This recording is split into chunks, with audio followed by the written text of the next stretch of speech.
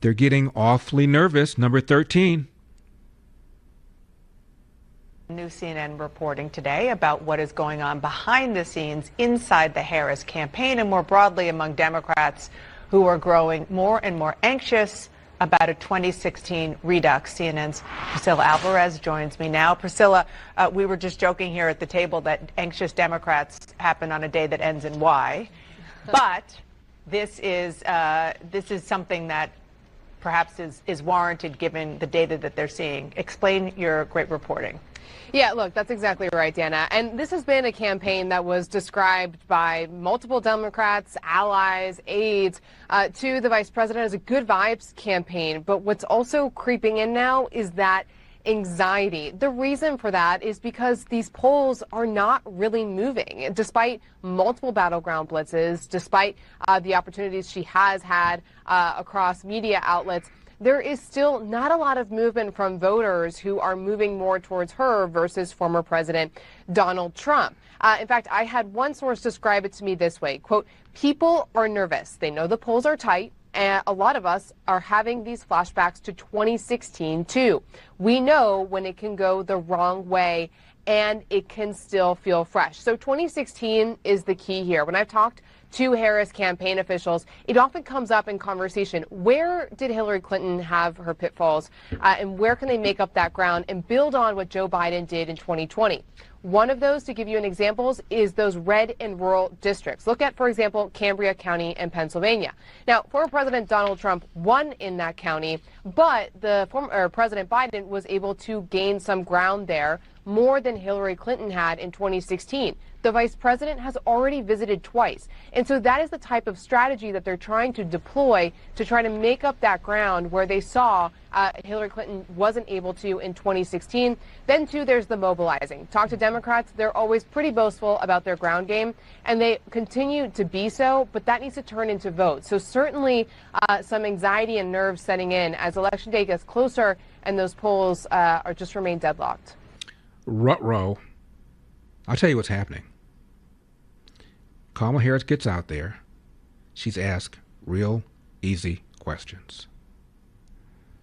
If you feel that Pennsylvania has not had any election law reform. If you feel that we're on the wrong track,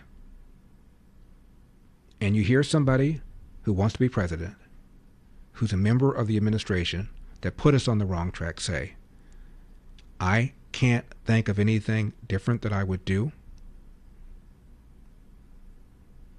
what do you think that does? Here is Representative Jason Smith of Missouri. Listen to this, number 17. Look at the last 1,400 days of the Biden-Harris administration. She has said that she would not change anything differently. And what does that mean? Every American has faced a 20.3% inflation tax just to put food on their table, clothes on their backs, and gasoline in their cars because of the Harris-Biden economic policies, where she was the tie-breaking vote that brought this incredible $10 trillion worth of spending. And what has she said repeatedly, Maria? On day one, she wants to repeal the Trump tax cuts. So what does that mean? That means a 35% corporate tax rate. That would be the fourth highest tax rate of any nation in the country, almost 10 points above that of communist China. These are the economic policies that would crush America globally. And Joe Biden said that Kamala Harris and I are singing from the same song sheet, meaning there's nothing she would have done any differently. The Build Back Better Act that ignited inflation, she'd have done that. Canceling Keystone Pipeline, she'd have done that. Ending the prospect of drilling in Anwar, she'd have done that. Pulling out of Afghanistan abruptly, she would have done that. If anything, she would have poured gasoline on the problem. At one time, she suggested that we should ban the sale of new gasoline-powered cars by 2035. We should reimagine the police. We should rethink ICE. Provide gender-affirming surgery for illegal alien prisoners. Single payer with no private health insurance. And why she gets away without talking about what she once said to Al Sharpton about reparations. He asked her real specifically, would you sign a reparations deal? And she said, if I am elected president and there's a reparations bill on my desk, I will sign it. Who pays for that? Hasn't been asked. Do you still want price controls? Don't recall her being asked by any of these hard-hitting interviewers, whether on The View or on Colbert or on the Call Me Daddy podcast.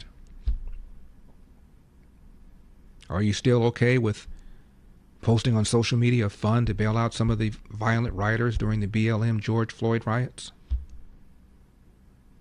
Do you still want a national minimum income?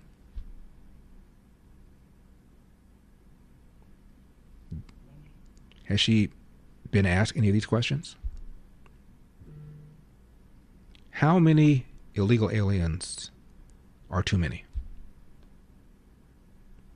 She was asked 3 or 4 times by Bill Whitaker on 60 Minutes, the only real probe she's ever had on this issue.